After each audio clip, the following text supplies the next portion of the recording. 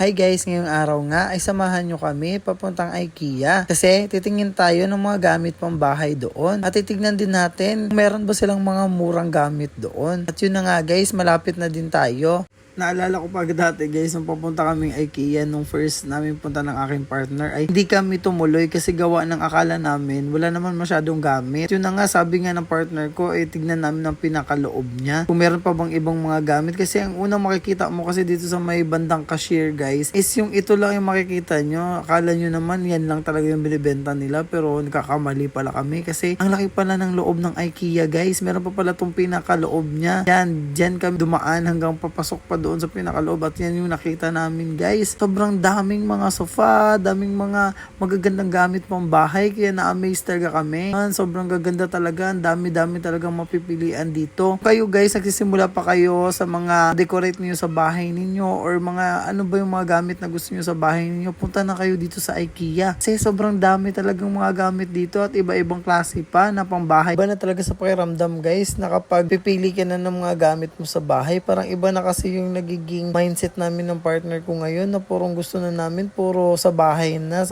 lahat ng mga ini-invest namin kasi gusto namin guys na makita namin na maganda yung magiging outcome ng bahay namin. Kaya sobrang pinag-iigihan talaga namin na pasunod yung mga gusto namin para sa bahay namin. At yun na nga guys, gamit ko pala ngayon yung iPhone ko na bagong bili namin. Kaka-release lang nitong iPhone 15 kaya trinay ko kung gaano ba kaganda to i-vlog. Kaya yan guys, sobrang ganda at saka sobrang linaw din talaga ng camera namin for today's video. At yun na nga guys, ako muna yung magiging videographer niya for today's video. Kaya feel niya talaga yung pagiging vloggers niya for today's video. At yun na nga guys, ikot ang ikot pa rin kami kasi titignan nga namin kung ano ba yung mga bagay na wala pa kami sa bahay na pwede pa namin itambak, madaling masira guys. Kaya yun na nga, tingin kami, ang dami nga, nakakalito nga guys. Then, sobrang mumura talaga dito, tignan nyo naman 100 or less ang mga gamit na nandito. Kaya nga, yan, nakakita yung partner ko ng murang plato. Alam nyo ba kung magkano yan guys? 40 pesos lang yan. Then, microwavable pa yan guys. Pwede yan sa microwave. Kaya ano pang hinihintay nyo, diba? So good na kayo dito. Then, sobrang tibay niyan at sobrang ganda din. Kaya kumuha na kami ng mga